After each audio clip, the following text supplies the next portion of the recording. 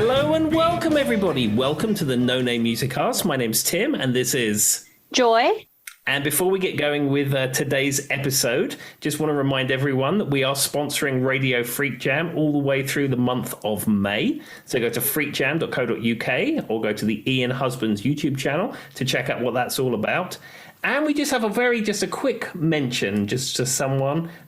Braden, stop breaking your glasses, please. There you go. That's all we're going to say, Braden. Stop breaking your glasses. Don't break your glasses anymore. Anyhow, so this week is Joy's turn to pick the topic.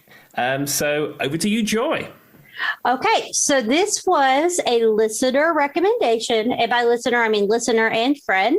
He is a friend of our Freak Jam community, which you guys have heard us talk about numerous times now. It shouldn't be a shock. If you're not part of the community, just go do it. It's fun. I love it. Anyway, so this comes from a one Phil Rees, who has sent me a few messages. They were actually very kind. I'm going to give Phil a little bit of a shout out too.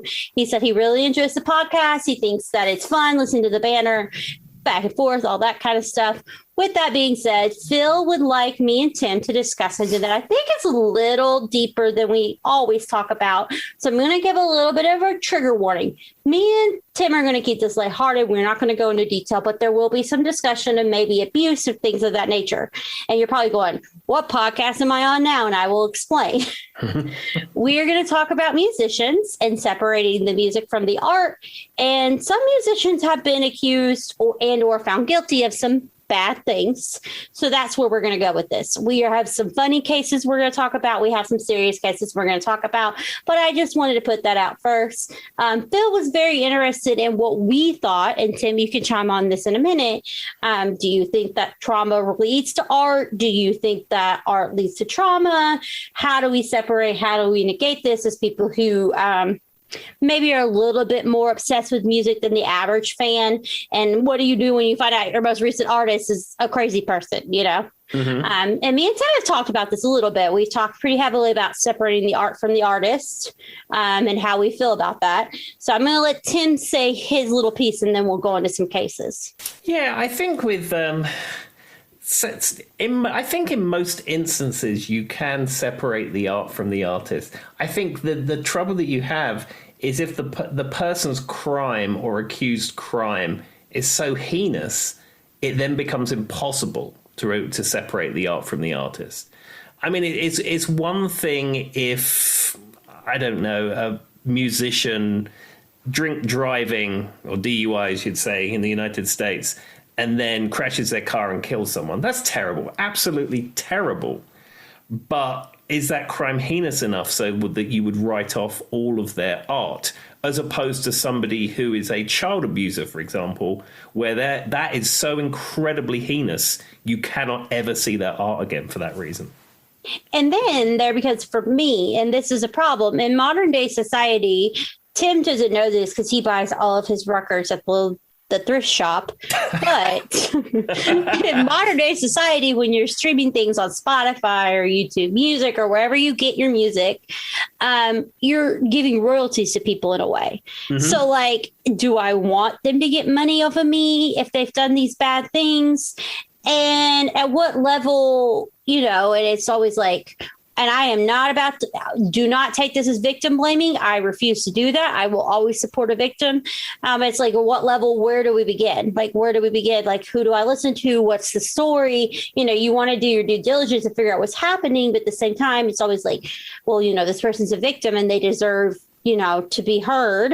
Mm-hmm. They deserve to be heard regardless of how you feel about it. And so I picked out a few cases, and there's a few of them that I didn't know about. But I'm going to start with one that is not mean or malicious or anything. I just think it's funny. And it's not even a direct musician. I'm going to start this out a little lighthearted because it's going to get a little deep. And I just think this is funny. Tim, what do you know about Lou Pearlman? I know who Lou Pearlman is, but I don't know about their crime, as it were.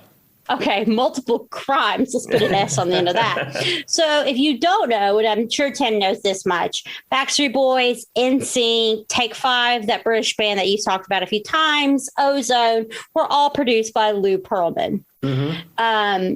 Lou Pearlman is a very interesting character. And to keep this just kind of funny, I just thought this was hilarious. As I was researching, Lou Pearlman started a business that was an air business. And when I say air, I mean like airplanes, aircrafts, that kind of thing. It was called like, hold on, let me look at it. I have the name here. Just so we can be particular. Let's see. It wasn't Hooters Airlines to go along with the narrative of this episode, was it? No. What was this? So anyway, it was like Air Enterprise or something. But here's the funny thing. Do you remember in like the 80s and the 90s, and maybe you don't, because this might have been an American thing, Jordache jeans, were they popular in Europe? Do you know what they are? I think they were. I think most of those brands were available in England. So, yeah, I've certainly heard of the brand. I mean, as you would imagine, during the 80s and the 90s, I wasn't terribly fashionable. And in fact, I spent most of the late 80s, early 90s with long hair, which was almost a mullet, just saying. Fair enough. So it was called Airship Enterprises. I found it. Oh. So he leased a blimp to Jordache jeans of all things, which is so random to me to begin with. I didn't know that blimps were even a thing. And before he actually owned one, so this is where the Ponzi scheme kind of pump and dump thing comes from, right? Mm-hmm. So and Tim, I don't know how up on your blimp science knowledge you are in, but I don't have any concept of how you make a blimp. Zero. But I imagine it's like a piece on the outside and you have to build something on the inside. So here's what they said he did. He found some crazy guy in California who gave him an envelope of a blimp. And in my mind, that sounds like when a balloon, like it's like you pop a balloon, that piece that's left.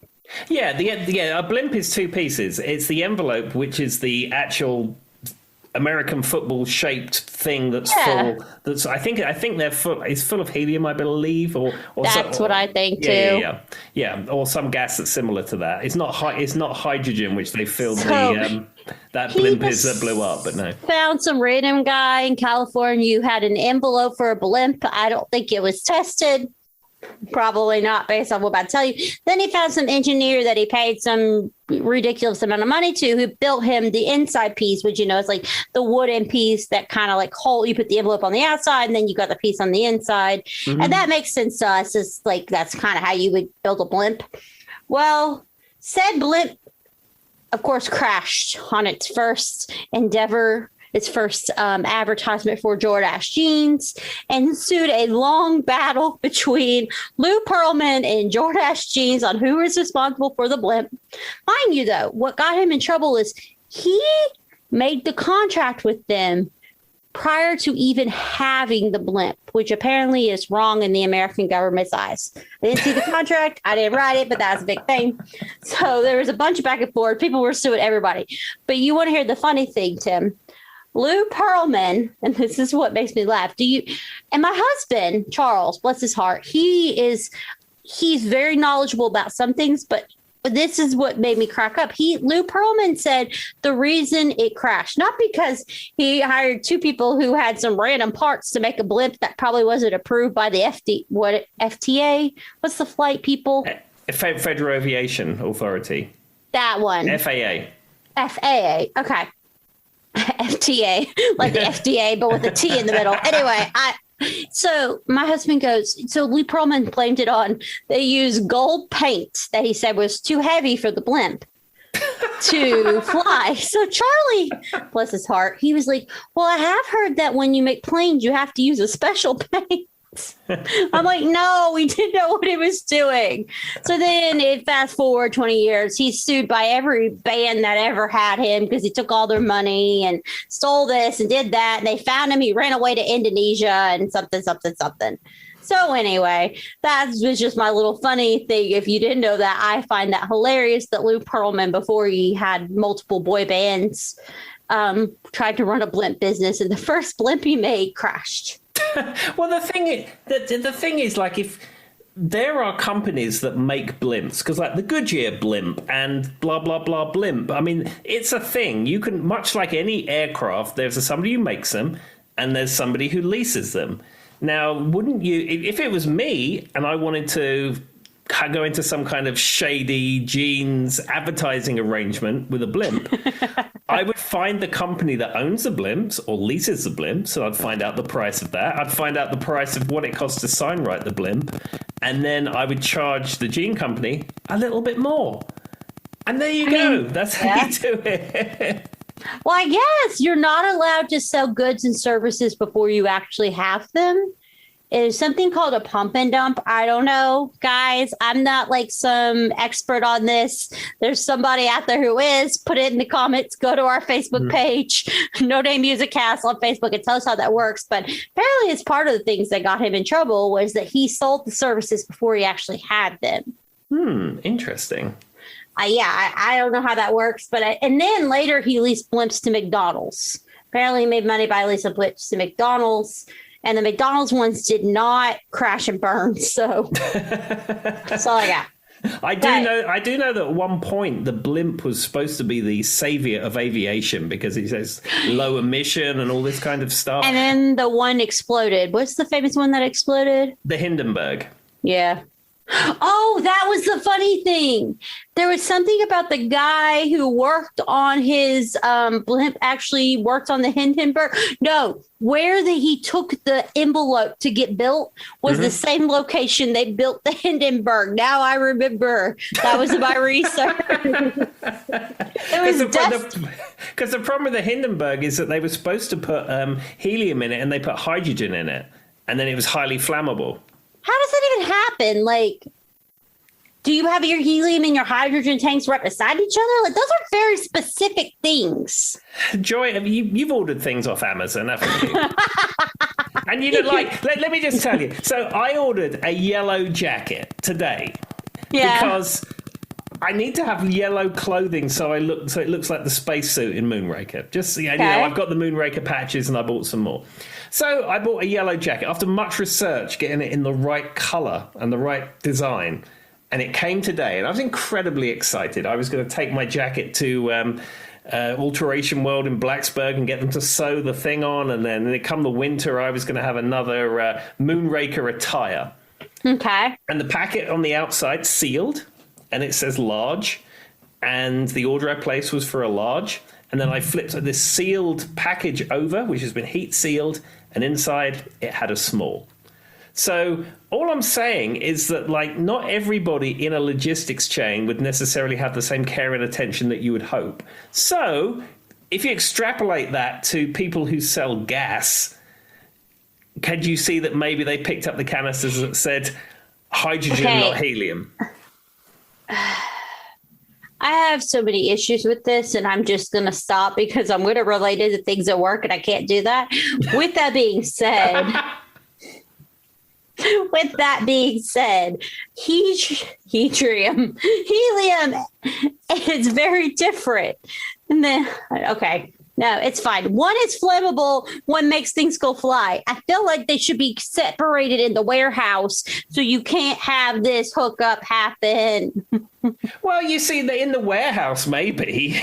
But the guy who's going to go get it should know helium's in the right-hand corner back here, not all the way in the front. What happens if they're in alphabetical order? I mean, like, you got your argon at one end and you got your xenon at the other end. That's just for organizations. Like, oh, here's the mercury. Let me walk out with it. Got the M. Like, no, that's just poor organization. I do not accept this. I understand what you're saying, Tim, but it does not make it okay. All right. So that was my funny one before we get to some of the darker ones. I just find it really funny that the guy who was behind the whole, I mean, he's behind Backstreet Boys, NSYNC, O-Town, LFO, Take Five, Aaron Carter, I mean, and probably like 74 other people I don't know that weren't as big, but those are the big ones. Was like, and then, you know, he got arrested and he went to jail. He took money from all of them. He was paying himself as the, like, another member of the boy bands. Did you know that, Tim? No. So what he got in trouble for, like, with the Backstreet Boys and NSYNC, so they took him to court, and he was paying himself as like the 6th or 7th member and was making the equivalent, if not more, than the members of the actual band. How messed up is that? Well, it depends. It depends what kind of contract that they signed, I suppose. Well, the problem was that he made it almost like he made it I don't know. You have to look it up. They won the court case, so he did something wrong. He either didn't market it that way or didn't give them the ability to get out of it in a timely manner or something. But basically, he was counting himself as a member of the band and taking his share. And when they weren't making the money off of the tracks that were being sold the way you would think somebody who's it was actually Brian from Backstreet Boys who threw a fit, was like, what the heck is happening? Why am I not getting these levels of what I, you know what I mean, deserve based off of what we're doing? And so, but yeah, it was the way he wrote the contract. And I guess it was just really fishy. I mean, he's in jail for a really long time. Apparently he ran away to Indonesia and a couple found him. It's a whole story. If you've never heard about how they found Lou Pearlman, it's also really funny. But anyway, all right. Goodness me. I digress. Let me bring up some of my research. So Tim and me have talked about this one, and this one's going to break some hearts. It's going to break some hearts. John Lennon was kind of a jerk. Yeah, I mean, there's a I forget which song it is. What song it is? It's on Rubber Soul or it's on Revolver. I can't remember which one. I think it's Rubber Soul because it come up in my research. Yeah, and the opening line of the song is, "I'd rather see you dead, little girl, than be with another man." Yep, that's Rubber Soul. It come up in my research. It was a big piece for him. Yeah, so the whole point of this is it's kind of hard because, like, we associate, what do most people associate John Lennon with? This happy-go-lucky, peace-loving. And then there's that weird association. I think feminists, this is the feminist in me coming out, but I think sexism plays into the assumption that Yoko Ono was the one who broke up the Beatles. And I don't believe that's true because he was crazy with her. When I was doing my research, he would not let her out of his sight. Yeah, absolutely. It's the running rock and roll joke that, you know, she broke up the Beatles, and if any female in a rock and roll setting splits the band up for one reason or another, that she then becomes the Yoko of the whatever band. And that's not sexism. I don't know what is, but anyway. No, but I mean, you've heard of that running. That's a running joke. Yeah, that's what I'm saying. The joke is she broke up the Beatles. Yeah, sure. I know. But the fact is, I mean, I'm familiar with this too. That John Lennon was so possessive over her, he wouldn't let her go anywhere. And like when you see all those shots of the Beatles recording or the Beatles playing and Yoko's sitting there rattling a tambourine, it's because he insisted that she was there. Yep. And so that was one big piece that I read about him. And then there's this story where, well, he's incredibly violent, which is not what you think of, apparently. And he talks about it in a few interviews I come across, that he could not control his violence, that he actually, in some way, and this is not to credit or discredit him, he kind of said he wasn't intelligent enough to control situations without violence, which I thought was a very intellectual thing for someone who is naturally violent to say. But then I started thinking about it. What was John Lennon good at? His words. Consecutively, he knew the right things to say that made him into this idealistic character that we see, right, Tim? Like that's, one of my favorite quotes, the quote that I put on my senior yearbook was that, what was it? It was a John Lennon quote. It's much better to be, no, hold on. Let me say this right. What is it? The one that's left to the imagination? My mind's going blank now. I can't remember. I know the quote that you're getting at. Yeah, somebody out there screaming it at us, but it's that one was the one that I used to him because he's great with words. That's why he can write music so well. But being good with words and being good with being a good person are two different things. So anyway, back to the story is there's like a misconception. Also, I didn't know that John Lennon cheated on his current wife with Yoko Ono. Did you know that, Tim?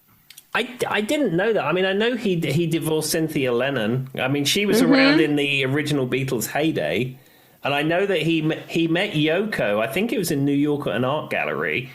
And it was some exhibition that was being put on. And he sort of decided that he liked Yoko. He'd heard about Yoko or had met her through an acquaintance or something like that. And he walked into this art gallery. And, you know, her art is very wacky, for want of a better term. You know, art is art. Art can be a fabulous painter. Whatever you want it to be. Yeah, exactly. And in this particular gallery, she had a ladder. And what you did is you walked up the ladder, and in the smallest little text on the ceiling, I think it said peace or love or yes or something like that, and you had to use a magnifying glass to see it because it was printed so small.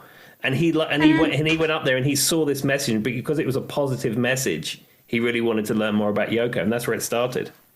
So here's what I read, and this is from I found a few articles, and we may have to credit them, Tim. Like, we'll think about this when I'll send you my links, because it might be worth crediting these because we just don't want to get in trouble for that. But anyway, so basically, Cynthia Powell, which is her name before she became Cynthia Lennon, was impregnated while renting his childhood bedroom, and Lennon. So she was impregnated by John Lennon because she was renting out his childhood bedroom, which I thought was weird. Okay.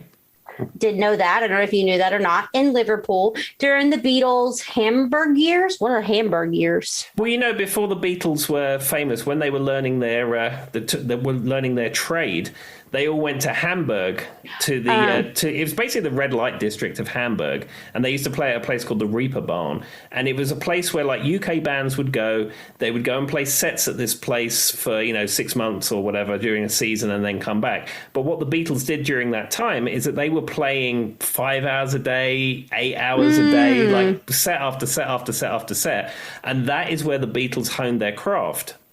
And, in fact, that is where they met Ringo Starr, because Ringo Starr was in Rory and the Hurricanes doing the same thing, and they were not terribly happy with Pete Best, and they'd heard that Ringo was the best drummer in town, so they went and met. Used to hang out where Ringo was playing, and that's how he ended up in the Beatles. So going to Hamburg is where they learned to be the Beatles, basically.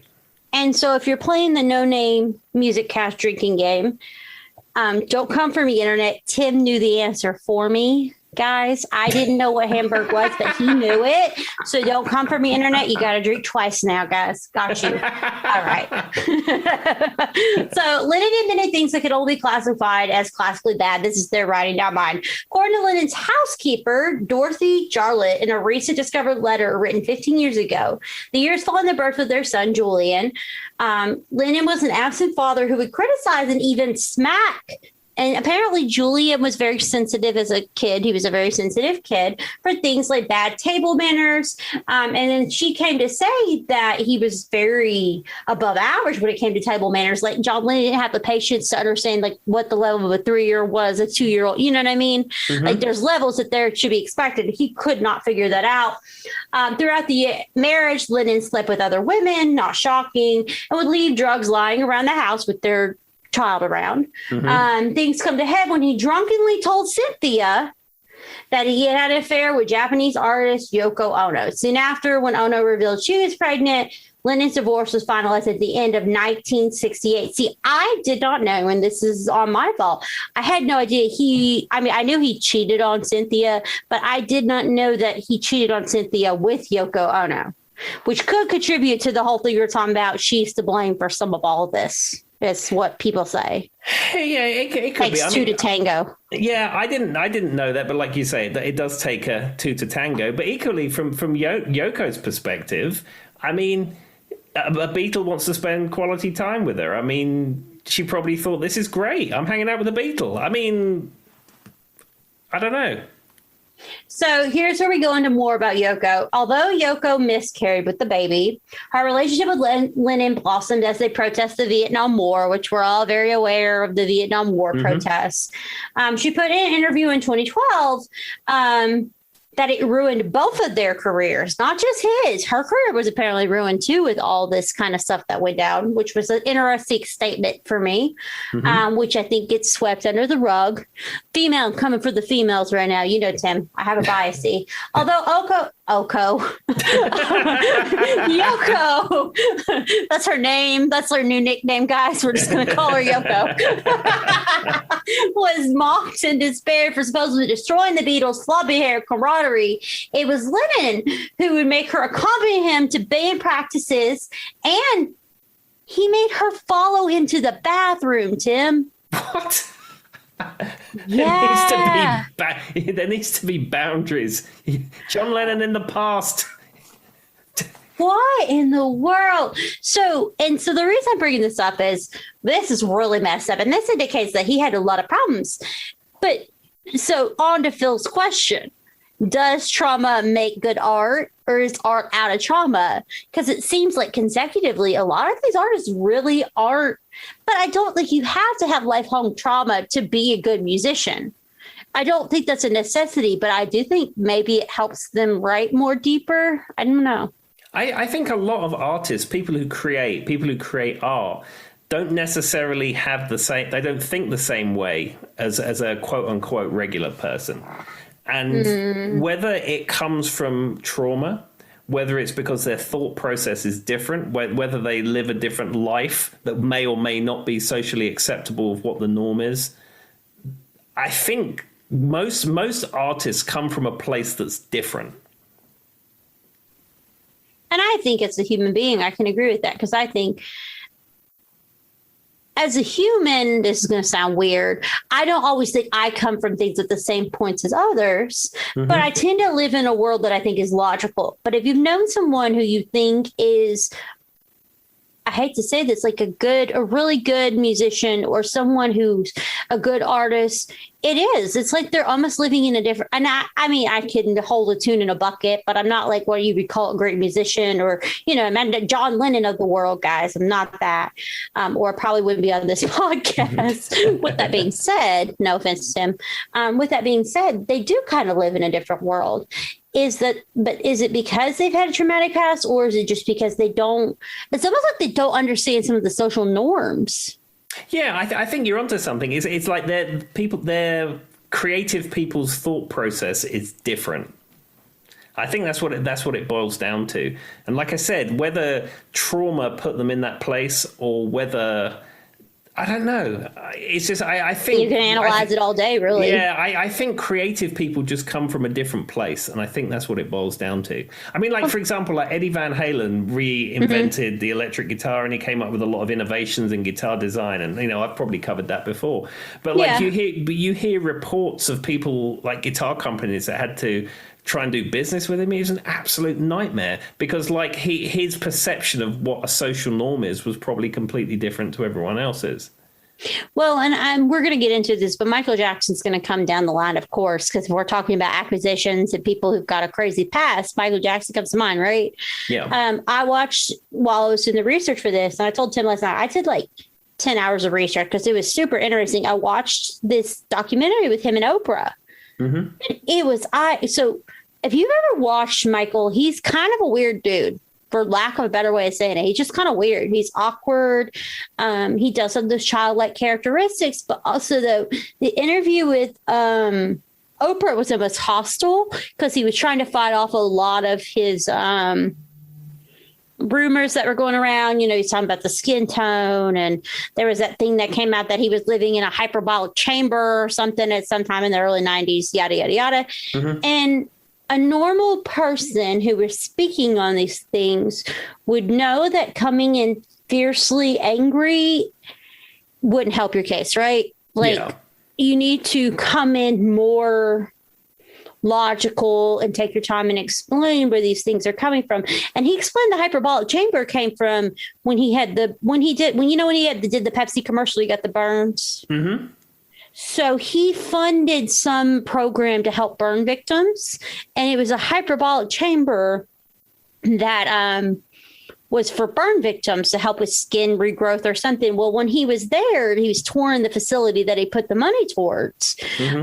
He decided to get in it. He was just curious, and that's kind of the Michael childlike curiosity, because it's not like the hyperbolic chamber was on or anything. Well, I don't even know if it's hyperbolic, but whatever that was.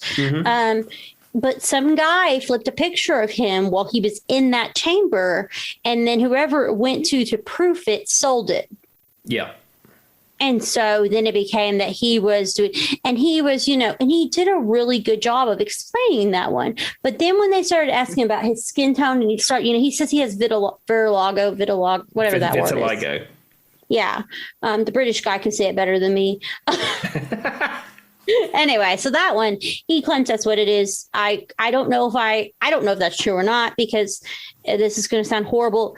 Please don't come for me, internet. Mark that off your bingo card. But I went to school for cosmetology before I got my bachelor's degree, and I learned a lot about skin, and it's very patchy. So what he claimed in the Oprah was he was using makeup to cover up and, to try to even out his skin. But he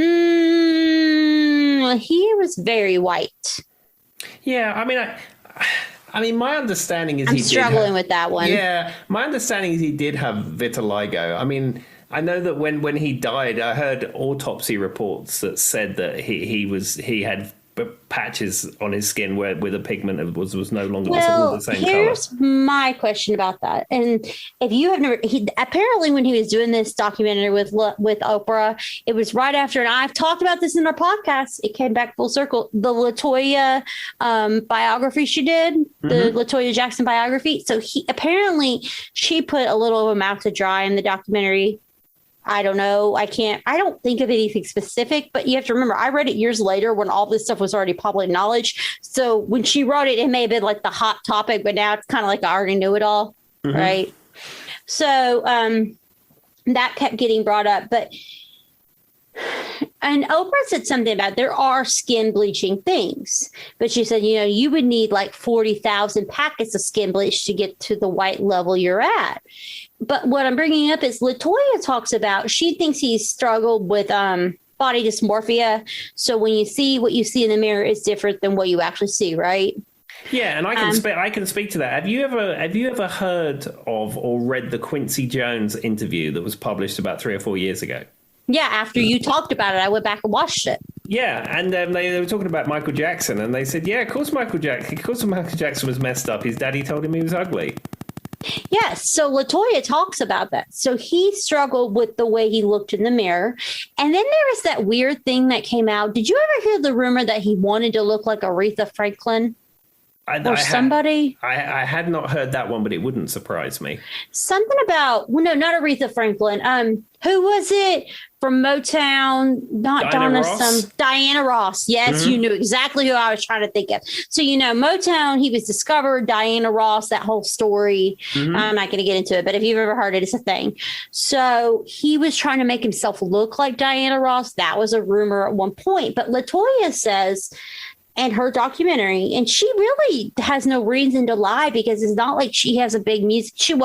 I think she sang one song that maybe, I don't know. And she was on The Masked Singer, and you could tell it was her because she had that kind of Janet sound, that little kind of cutesy sound. I don't know how to explain it, that the girls from the Jacksons have. I mean, I love Janet. I'm not saying she's a bad singer. I'm just saying she had that sound, so you could tell it was LaToya from a mile away. Yeah. But LaToya is not a singer, and that was part of the reason why she was so candid. She talked about he really did struggle with that, and so they, as a family, didn't know if he actually bleached his skin.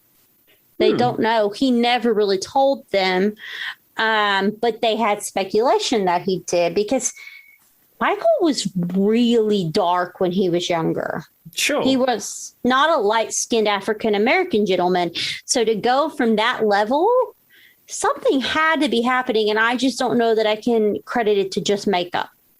Yeah, I honestly, I don't know. I mean, I know as much as you do, but I always assumed it was a vitiligo type thing that was going on. I think that sparked it, and if you're already struggling with the way you look, and now your skin is kind of, patchy, and so that could have a lot of mental draining on a person. Sure, and plus his upbringing was not normal. I mean, there's a lot there's a lot of showbiz children who were in showbiz before they were a teenager. And a lot of these child actors and child musicians, they turn out a bit different than the man or lady on the street, but they seem okay. But I think with Michael, he was put up on a pedestal at the front of the Jackson 5. He was young, and plus he had his dad who was abusive.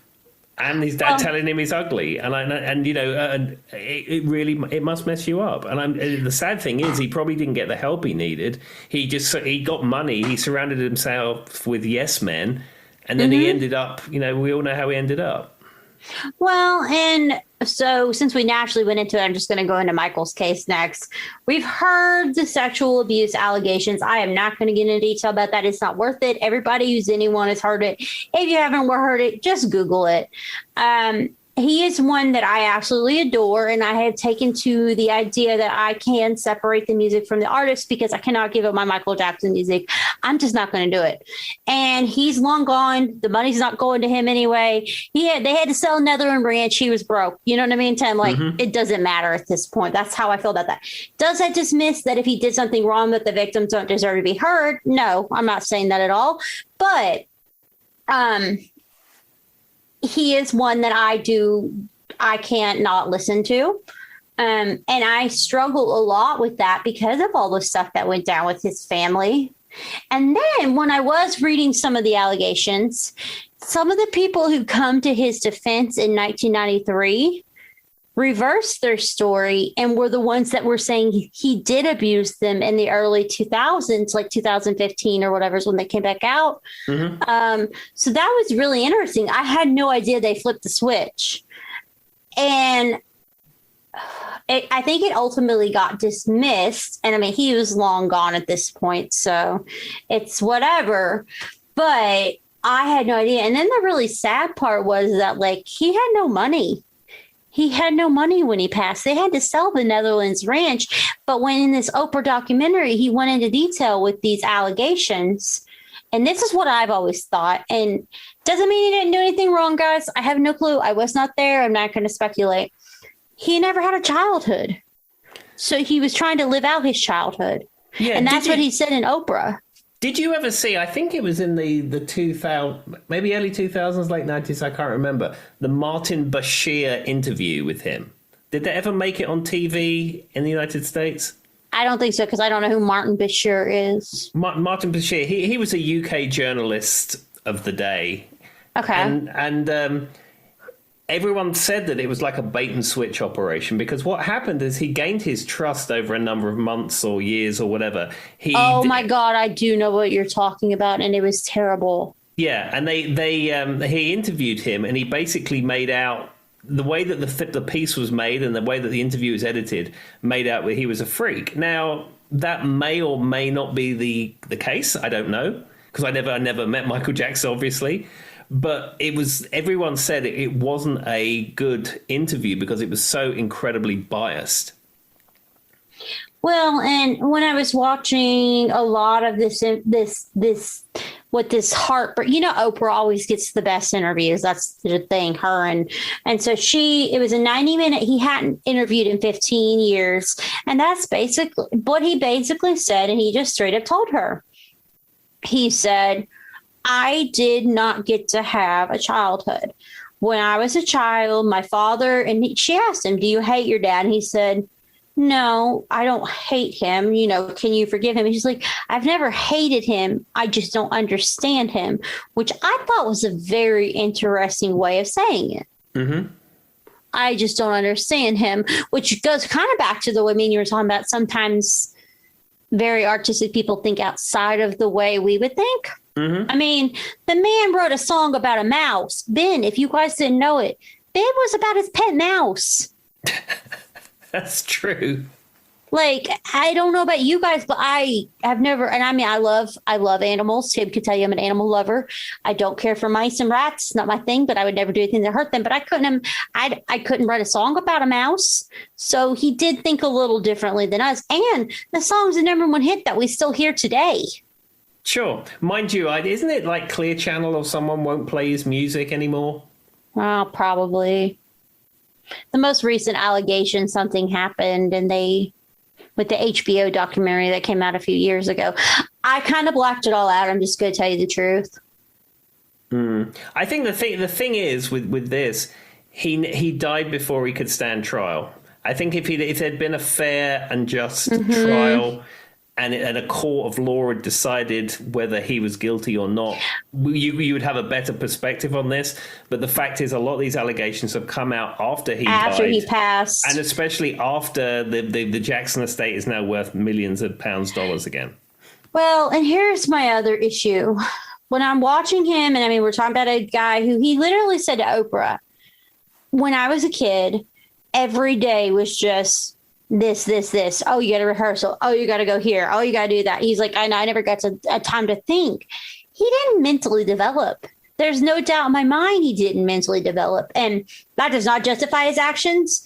Do not take it that way. But it's hard to hear that because it's almost like he was a 12-year-old stuck in a grown man body. And there's a psychological, and I cannot remember, it's not the Kinsey scale. There's another scale when I was going to school. My degree is in psychology, everybody.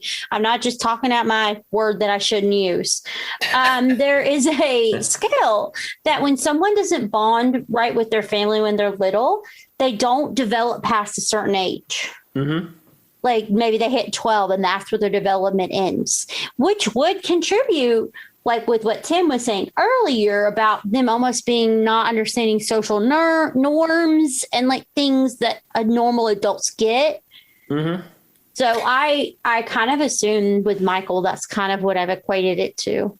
Yeah, and as well, I mean, even if you take away the fact that Michael probably needed some help that he didn't get, anyone who's in and around that business who didn't go to school, who didn't have school friends, who didn't have the things that society sets you up to do, their path was so different, it's obvious that you wouldn't understand social norms. Yeah. You just don't get to develop those relationships with people. And I talked about this, Tim, and maybe you'll agree with me or not, but I say Tim like, someone else is going to talk back to me. He's the only one on the podcast with me. I don't know why I said it like that. I'm like, oh, Tim. Anyway, guys, sorry. You guys know it wouldn't be as funny if I wasn't here. With that being said, I talk about this. Dang, I forgot my rule. I forgot where I was going with that after my whole thing.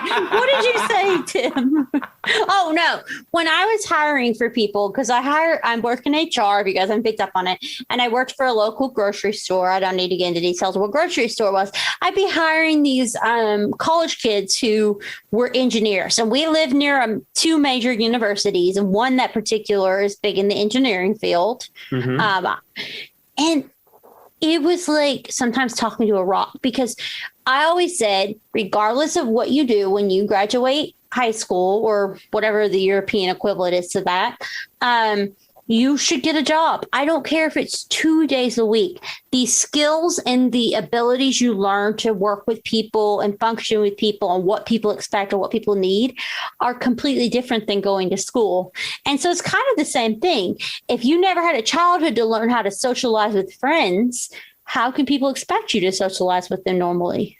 Exactly. And I will say it's character building, isn't it? Yeah, but also, do you think that there's a problem with musicians and the people that do get close to them, they want things out of them? That's true. The other thing with musicians is that, maybe not for child musicians, but musicians in general, if that is your job, there is an awful lot of downtime. Like there's a lot of hanging about. I think it was Bill Wyman he was being interviewed many, many years ago about being on the road with the Rolling Stones for 25 years. And they said, Bill Wyman, 25 years on the road with the Rolling Stones. What was that like? And he said, yeah, it's like 5 years of playing and 20 years of hanging about. Well, do you think that could be why they get so into drugs and things because of boredom? It's just boredom. Because I mean, I go out and play gigs. And I know, 9 times out of 10, I drive myself, and you're driving for maybe an hour or less to get there. But I mean, you're routinely getting there 3 hours before showtime. So, I mean, even like for me, where I have to set up my own equipment and tear my own equipment down and do our own sound check and set up lights and all that kind of stuff that goes with being in a band, there is multiple hours of downtime. Now, you imagine you're in a touring act that has roadies, has a crew, all that kind of stuff. So, you would come into the town in the morning and you're in the hotel, and then you got from breakfast to the middle of the afternoon sound check to kill. No wonder musicians... And you have money to spend. Yeah, and you got money too. So you understand why musicians sort of fall off the social norms and also get involved with drugs and drink and things like that. That makes sense, though, because, and I'm just going to say this from experience, a lot of times when I've drank, it's just because I'm bored. Mhm. It literally comes from boredom. It's something to do. It's something so, and that's not like, please, you guys, I'm not over here like Janis Joplin it or something. Don't take it like that. I'm just saying from experience, when I've drank, it's usually just like, oh, something new and boredom, not to the extent that of a musician, because I still got to get up at 7 a.m. tomorrow, Tim, and go to work. It's a little different. But anyway, so this is one that's going to hit home for you, Tim. Okay. Gary Glitters. Yeah, Gary Glitter. So let me tell you about Gary Glitter. So I had an aunt who was obsessed with Gary Glitter. Now, this is before... Okay, who's obsessed with Gary Glitter? Because he had like 4 songs. In the UK, he was a thing. So, like, in the United States... In America, he wasn't. Yeah, in the United States, he's known for Rock and Roll Part 2, which they used to play at sporting and events. Part 1 and 2. 1 and 2. And also, like, Leader of the Gang. I mean, there's a couple of other... Spice World did it better. Spice World did it better. Yeah. So I had an aunt growing up, it was long before all this stuff came out with him, who was obsessed with him. And she was not alone. There was people were into Gary Glitter. Real name That's weird to me. Real name is Paul Gadd, by the way. Anyway, but he done heinous, terrible things, and there's no, you cannot justify that. That's just the worst. He is the worst of the worst. The things he's done. But prior to that coming out, as I said, he was incredibly popular. And my understanding is that the way he was caught is that he had images on a laptop that he took into a PC World or some shop like that, and he would have his computer fixed. Can confirm. That was in my research. Yeah. And I know that in a lot of instances, people who get involved with this disgusting child pornography deep down are ashamed and they want to be caught. And I wonder whether this was just his way of being caught. So I can confirm when I was reading this. So basically, you're right. He had a laptop, and they said that they found over 4,000 items of child porn. Mm-hmm. Not just like 20 pieces here, 4,000. Yeah, it's terrible. Tim works in IT. My husband works in IT. Charlie's talked about, when you're working in IT, you see stuff on people's computers. If you had 4,000 things downloaded and maybe you didn't, even if, and Tim, you can give me the IT side of this. I know when people run Linux, they can partition their drives and have things separately and things like that. Mm-hmm. But it really does feel like, how would the guy working on your laptop miss 4,000 pieces of child porn downloaded? Yeah, there are unscrupulous IT techs when working on your computer will poke through your stuff.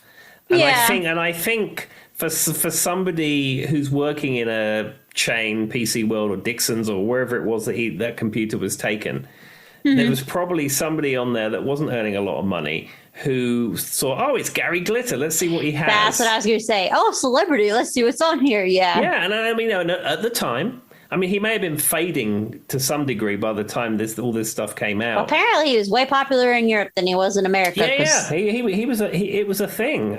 We hear his song in football games in America, and that's all we know. Yeah, there was a stage production in the 90s called A Slice of Saturday Night, which was it's probably a show that's been completely forgotten now because it had Gary Glitter in it. But friends of mine went to see it, and I had a ticket to it. And at the time, yes, it was a good show. It was enjoyable. Yeah. But I can't look back on that now and think anything other than that Gary Glitter's disgusting. See, and you know what's really funny about that is, so I know I've heard about the whole thing with Gary Glitter. Did not look into detail about it till now because he wasn't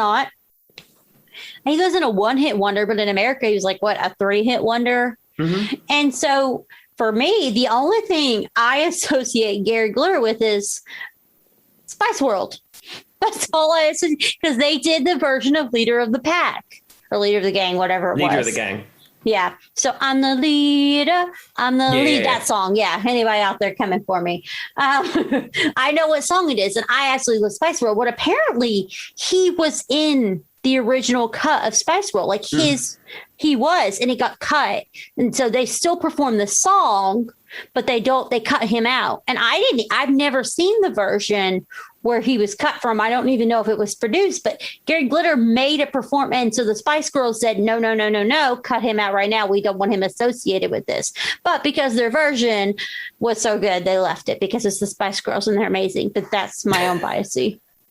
Yeah, I mean, my understanding of that is I don't think it ever made it. I think it was filmed. Okay, so there was never a version. Yeah, it was filmed, and then obviously it never ever came out. Yeah, everything I kept saying there was a version with him, and they cut it because the Spice Girls specifically said, no, no, no, no, no, we don't want that in our movie. Which, why would they? Of course, that's just of course. But. So he was sentenced to 4 months in prison and placed on a sex offender registry, of course. After he admitted to downloading, he was cleared of a charge where he was having sexual relations with a 14-year-old girl. I have no idea more about that. He's cleared of it. We don't need to go into it. Following rejection by the British public and facing scrutiny from the press. So, wait a second, though. Speaking of this, from the British public, what other songs in Europe did he have that were famous besides what we know of him? Like, what made him so much more popular in Europe? Off the top, I mean, I've kind of removed him from my musical lexicon. He's one that I would say we're not disassociating the music from the artist. He's just terrible. Get rid of him. I can't listen to his art knowing the man he is. There's like I said at the beginning of the episode, there's some art you can remove from the artist, but if they're crimes associated, and there's not a whole lot of background, like where we were talking with Michael Jackson and all these weird things and all this come out. With him, it just sounds he's just a terrible person. Yeah, and then I mean, his crimes are terrible, obviously. But there's a thing in England. We just want to make sure everyone knows that from the beginning. Absolutely, but there's a thing in England. Trial by media and trial by tabloid newspapers. I don't know whether it's such a thing in the United States, but certainly growing up in the 80s and 90s, sort of trial by tabloid newspapers was a thing. So America just cancels you like nothing. So I don't think it's a thing here. Gary Glitter is a bad example because he's guilty and it's a terrible thing. But you would get like a celebrity and then there would be some expose, celebrity in blah, blah, blah, sex ring, something or other. And then they hadn't actually gone through a court system or even been arrested, but a bunch of tabloid newspapers would decide they're guilty. And then in the eyes of the UK population, they are guilty. And then they can't work because their brand is tarnished.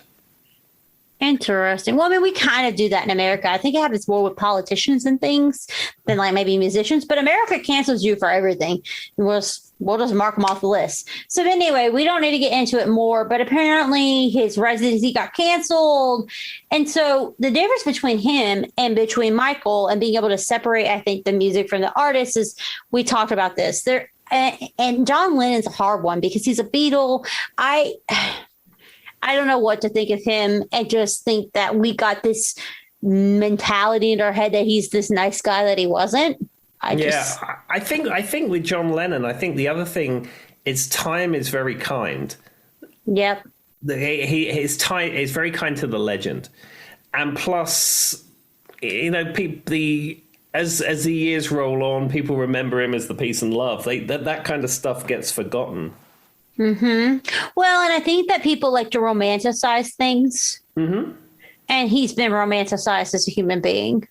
So another one, we'll just flip gears. We don't need to. Oh, speaking of John Lennon, I didn't mention this earlier, but we talked about these musicians disassociating from real society. This is a quote from John Lennon, and I just want you guys to hear this. Apparently, when he smoked weed and he smoked cigarettes and yada, yada, yada, and somebody said something about cancer. He said, microbitic people. He says he's a macro or micro, I guess macrobotic. That's what he called himself. Macrobotic people don't believe in the big C. So he's saying that he didn't believe in cancer. I see. Where do you go with that? I don't know. I think it must have been hard being a Beatle, and I think even for Paul McCartney and Ringo, it's still hard being a Beatle. I mean, you've got young people. I can't imagine. Yeah, you have young people now who are teenagers who know who the Beatles are. I mean, you ask them who, I don't know, some artist that I like is, they have not got a clue. But the Beatles is something 50 years from now, people will be sitting around deciding what their favourite Beatles album is. Yeah. And it must be hard to be in that and be that. So I can see that you have somebody who is an artist who has a different way of thinking.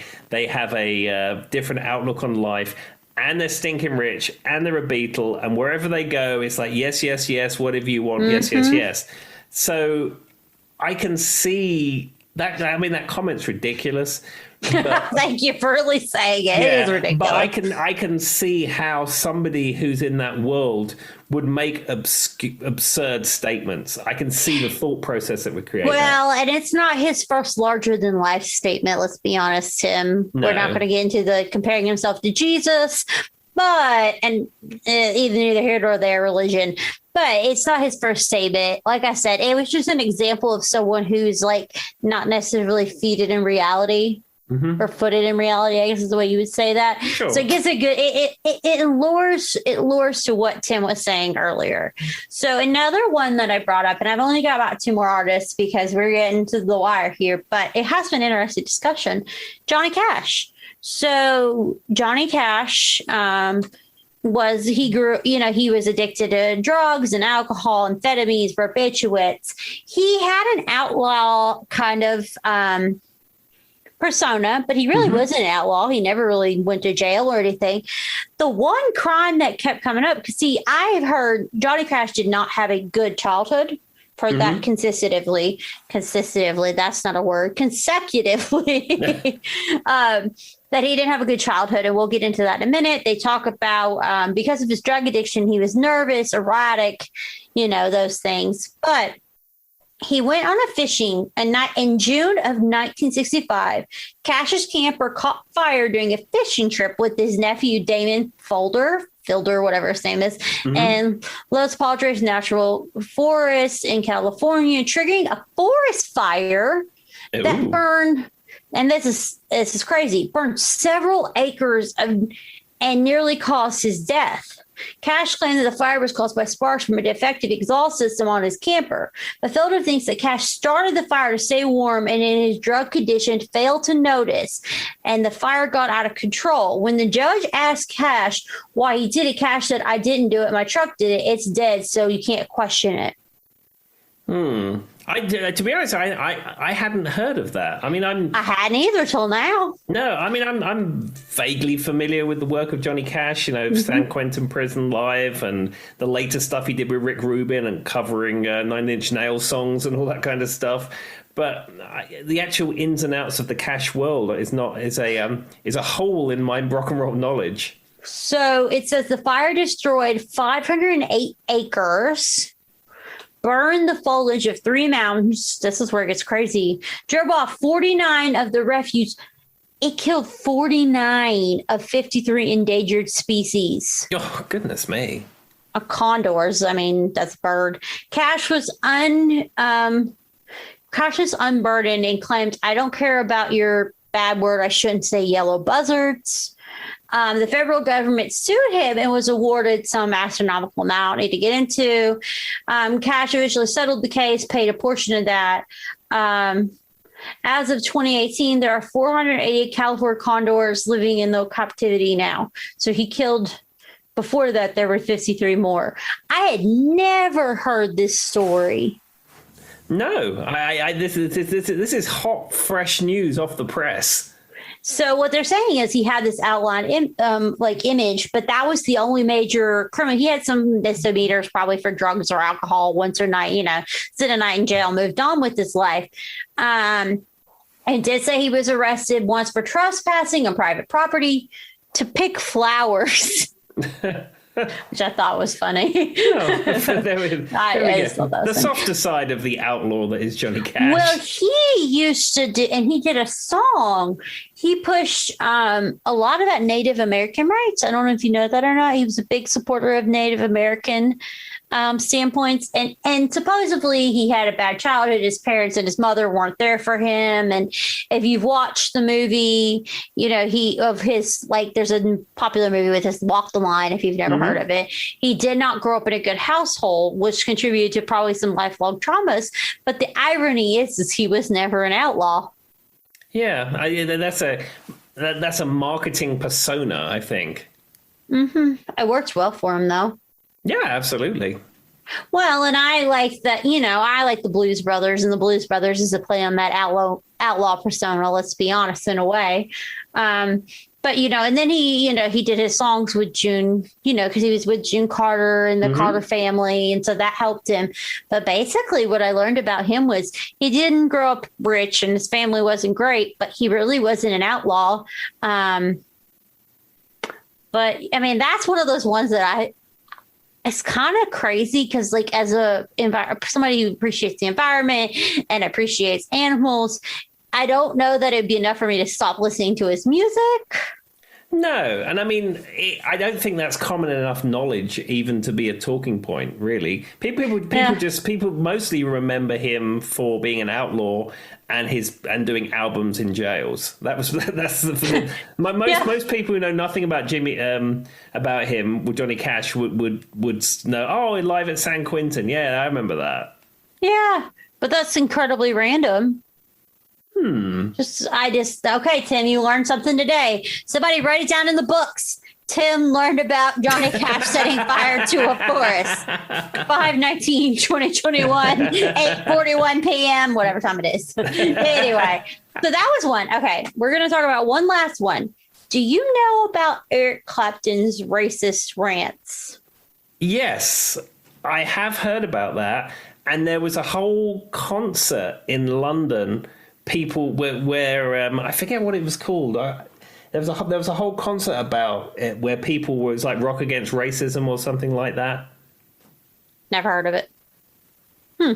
So I did not know. This one was one that when Phil Rees was giving me a list of just kind of ideas, he threw out a few. And, he mentioned MJ. We talked about, the member of the Lost Prophets who had some of the same things as Gary Glitter. That one was one he mentioned, but I didn't really feel like we need. That's a little modern. I think a lot of people know about it. I didn't really get into it. But he said something in there. He said Eric Clapton's racist rants. And I was like, well, what is that? And apparently you guys in Europe knew it better than we did in America, so I never heard of it. Yeah. Not even a little bit.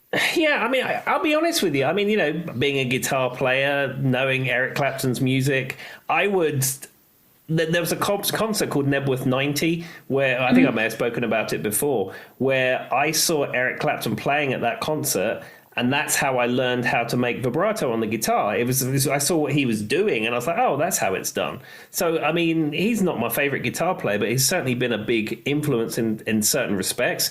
And his back catalogue and his work with Cream and John Mayall's Blues Breakers and all that kind of stuff.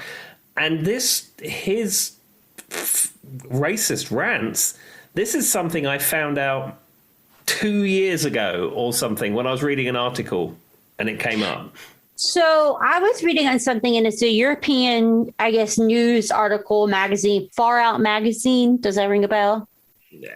Anyway, it doesn't matter. Yeah. So it was .uk. So it's the only reason I knew it was a European article. I did not find much in American media about these rants. And so that was very interesting to me. And I mean, I don't know if Eric Clapton is more endeared in America or Europe, but I feel like he's a universally known guitarist. His music is known. I told Tim many times one of the names that my parents told me named me was Layla because of the song. Like, I think he's pretty universally known.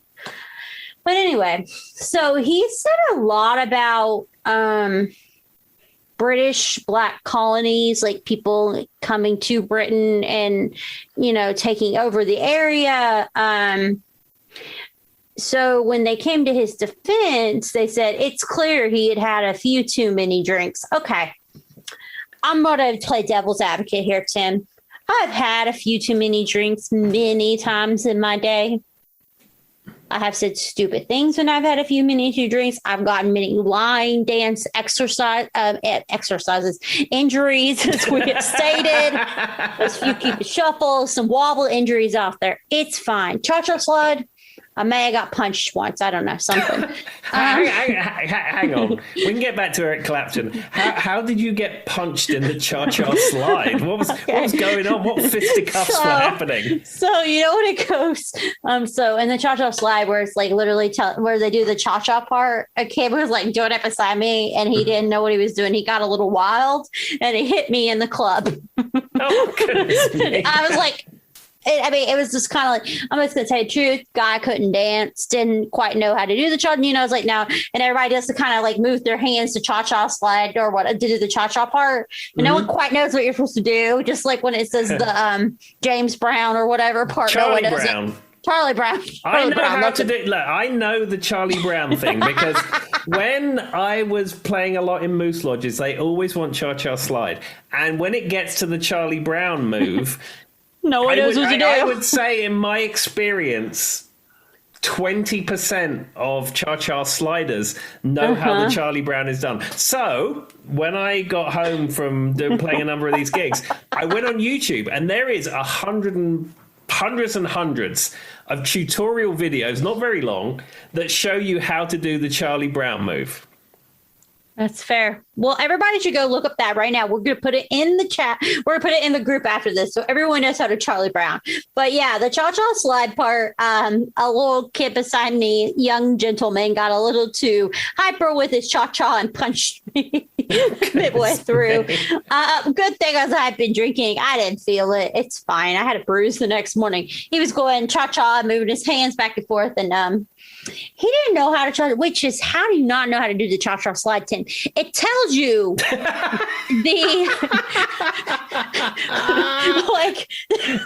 tells you the instructions in the song. It's fully instructional. I mean, anyone can cha-cha slide. I think the Charlie Brown is the only ambiguous part. The rest is slide to the left, slide to the right. It's like crisscross, like, and then like the reverse.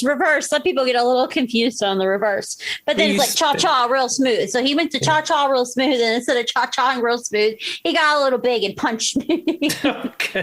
Anyway, y'all, it's a thing. I'm jinxed when it comes to line dances. I don't know what it is.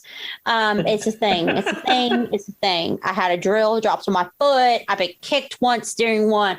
I fell while wobbling. I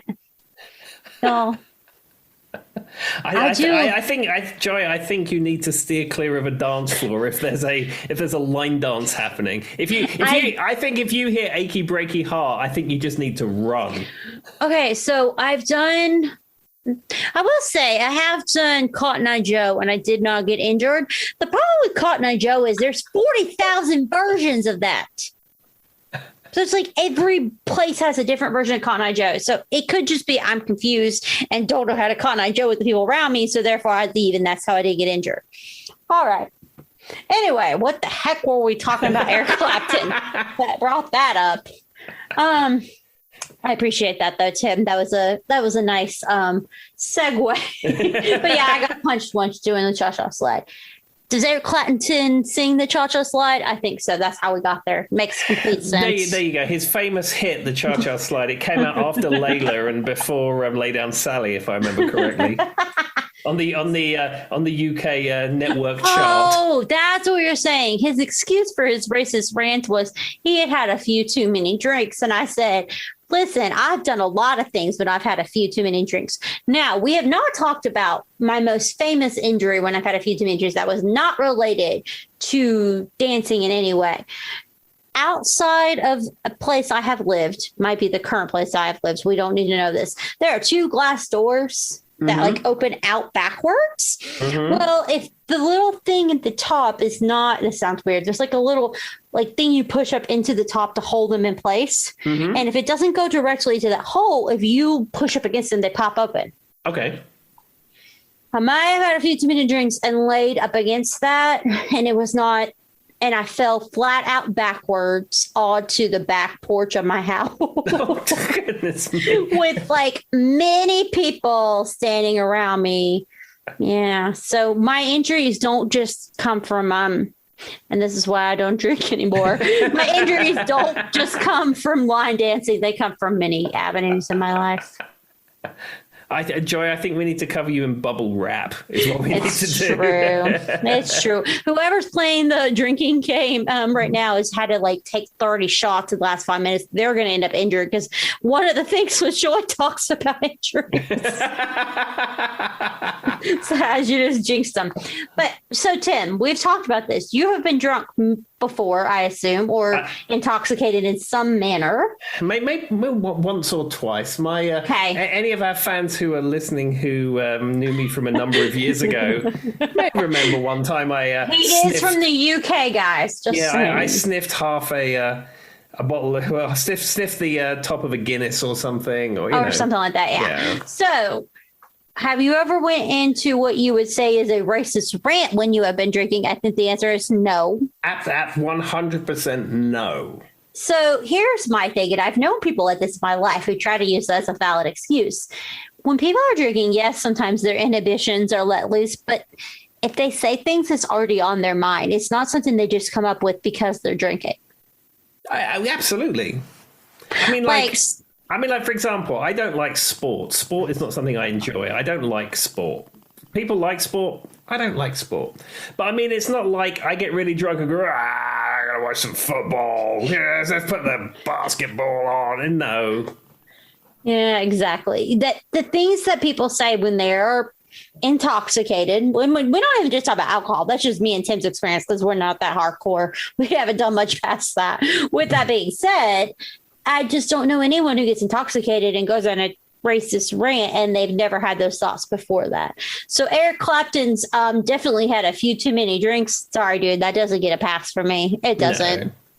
It sounds like a cop out. I'm not super familiar with the fallout from it and how he must have apologized or whatever, but it must have, whatever went on must have been covered off in a manner that allows him to be the guitar superstar he is now. Tim, here's where that I would say that's true, but listen, he held a concert and asked his audience, do we have any foreigners in the audience tonight? Really? If so, please put up your hands. So where are you? Well, wherever you are, I think you should just leave. Really? Not just this hall, leave our... It came up in my... Hold on, I'll find out what year it was. But yeah, it came up in my research. I'll have to send you the article. Like I said, we gotta put these in the things. But apparently he held a concert, and this is from like an actual news article and from a magazine.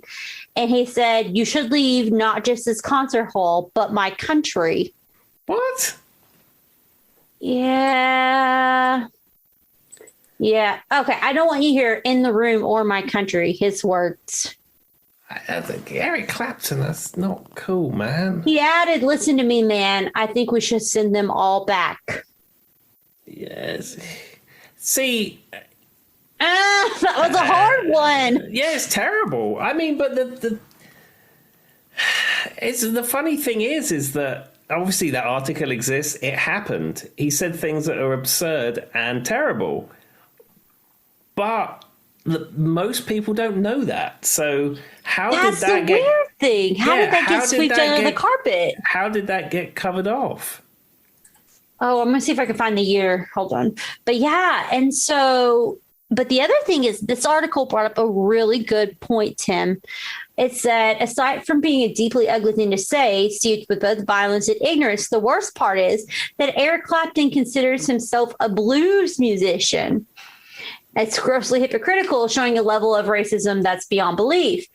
His work with the bands Cream, yes, we know that. Other bands and his solo work, even his public, are all steeped in blues traditions, which blues music, R&B music, those things are going to be of people of different races. Sure, absolutely. I mean, later in his career, he made an album with B.B. King. We're talking about the idea of him profiting off of that, though, and that kind of made me think, I was like, oh, yeah, that's kind of bad.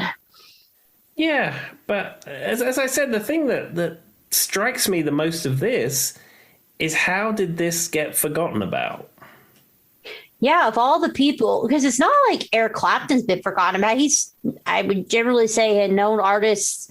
I don't know anyone. If you said Eric Clapton, couldn't at least say Layla or something. Sure, 100%. So that's really weird.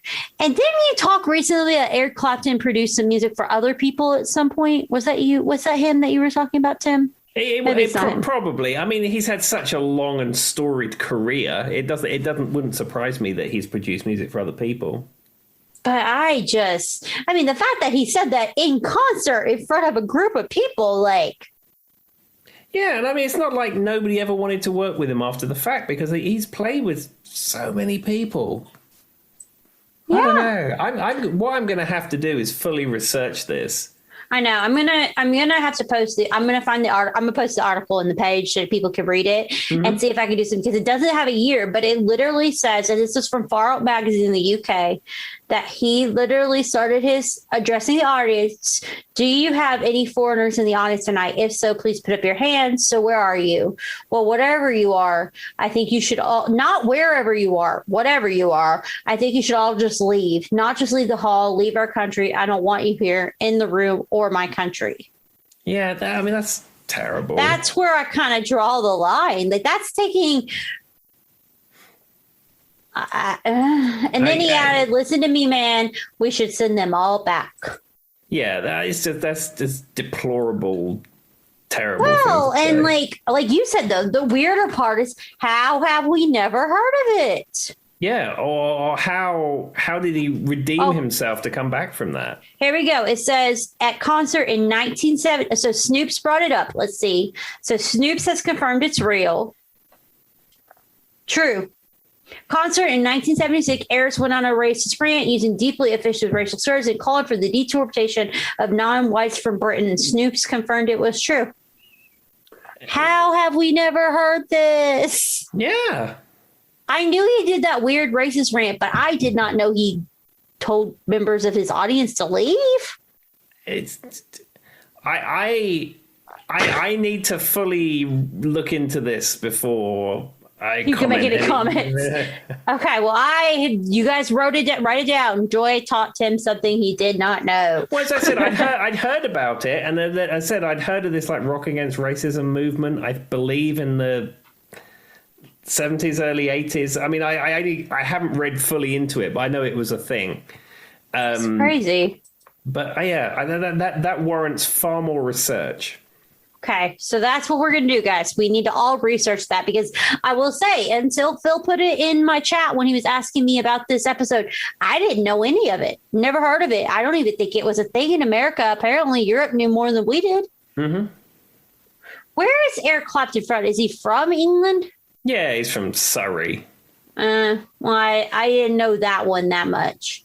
All right, Tim. So do you think that what we agree on is it just depends on the level of what the person does and the trauma behind it? And we have to figure it's case by case basis. It's most certainly a case by case basis. I mean, as I said at the beginning of the episode, if somebody's crime or perceived crime is bad, but not heinously bad, I think you can still enjoy the art. I mean, you can discuss the John Lennon thing about whether he was a woman abuser, whether he was a whatever, and apparently a mean person. Yeah, and you can draw your own conclusions from that, and you can still enjoy his art. But like in the instance of Gary Glitter, what he did is so disgusting; it's impossible to enjoy the art. I can agree with that. And I'm going to leave it on a funny note. We're going to kick it back up after we talked about Lou Pearlman at the beginning. So it is not just a modern day incident. Beethoven himself, drunk and disorderly, word I'm not supposed to say. It starts with a T. That's what they refer to him as. Yeah. We know that Beethoven was occasionally a dark and tormented soul, but his image took a rather beating when he was arrested on the streets of Baden, Baden. Do you know where that is? Baden, it's somewhere in Germany or Austria or something like that. Okay. Take it from the European dude. In 1828, reportedly somewhat worse for the wearer, Beethoven had become lost and hungry because he'd been drinking and doing drugs, obviously. Yeah. Was grazing into people's windows, asking them for food. He was promptly arrested by policemen who mistook him and threw him in jail, even though he insisted that he was Beethoven. And someone had to come in and bail him out and tell them that he actually was Beethoven. So it's not a modern day phenomenon. Even Beethoven had his problems. Well, there we go. The No Name Music Cast with its up-to-date music news. Ladies and gentlemen, Beethoven's crimes. And that's how we will leave you. Thanks for tuning in, everyone. See you next week. Bye-bye. To remind me of another day to